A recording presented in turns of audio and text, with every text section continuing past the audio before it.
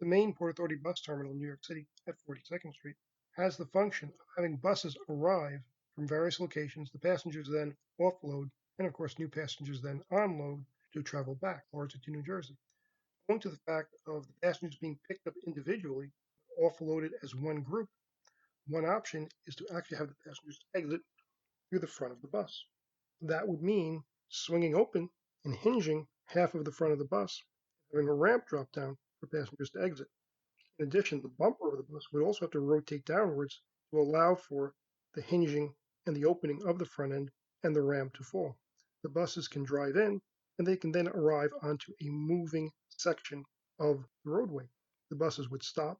The roadway would then slide sideways into a parking area for the bus. The passenger area could be divided into two sections. One section would be for departing passengers who could be held back beyond either a line on the floor or even sliding doors, and a second section for the arriving passengers. The bus would slide into position, a glass sliding door would open, the front of the bus would hinge open, the ramp would fall, the passengers can then exit, walk across the exit area, and descend down steps or escalators to leave the building. Passengers arriving for departing would similarly travel up an escalator or steps to go to the waiting area. It could be built with two elevators for people who have mobility problems. That gives you a spare elevator in case one of them malfunctions. You can also put a small toilet for the bus drivers, so that the bus drivers, if necessary, can quickly leave their buses, go to the toilet, and use it rather than having their bladders explode. Traffic would circulate around the building. The building is, by the way, a very wide building. It goes from 42nd Street down to 40th Street, 2 blocks wide. So the buses would arrive. There's actually a dedicated tunnel that's called the Lincoln Tunnel. It has 3 tubes. One of the tubes is reserved entirely for buses. It's been turned into a two-way tunnel. The roadway only has 2 lanes. One lane goes to New York, one lane goes back to New Jersey. Arrive and then enter directly into the bus terminal. What could be done is as the buses arrive, half of the buses go in lanes in a westerly direction onto the bays for unloading.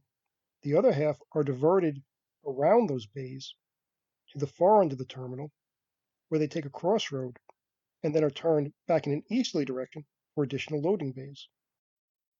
This allows for wide turning areas for the buses so that they can smoothly make the transition. One has to be a little bit careful about buses perhaps having congestion, but the rate at which buses arrive is not overwhelmingly high. There has to be separation for the buses as they enter the tunnel to get through the traffic and queue. If a bus has to stop and wait for another bus to pass, the articulated buses are over 50 feet long, close to 60 feet.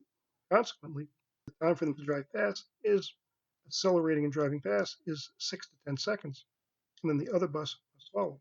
So a 10-second heading is probably minimum for that. If you can get buses to drive in a parallel direction and then merge, the heading between buses can be significantly reduced. But it is necessary for the buses to have a long enough distance along parallel lanes before they arrive at the tunnel in order to merge in this manner. The buses that unloaded traveling in an easterly direction would then travel on a cross path at the end of the terminal, and then they would have a bypass lane around the westbound docking areas, and they would then directly exit onto an exit ramp and go back to the tunnel for return to New Jersey. Currently, the Port Authority bus terminal can only accommodate non-articulated buses. This design allows for fully articulated buses to easily enter and use the terminal, allowing for higher passenger volumes per hour.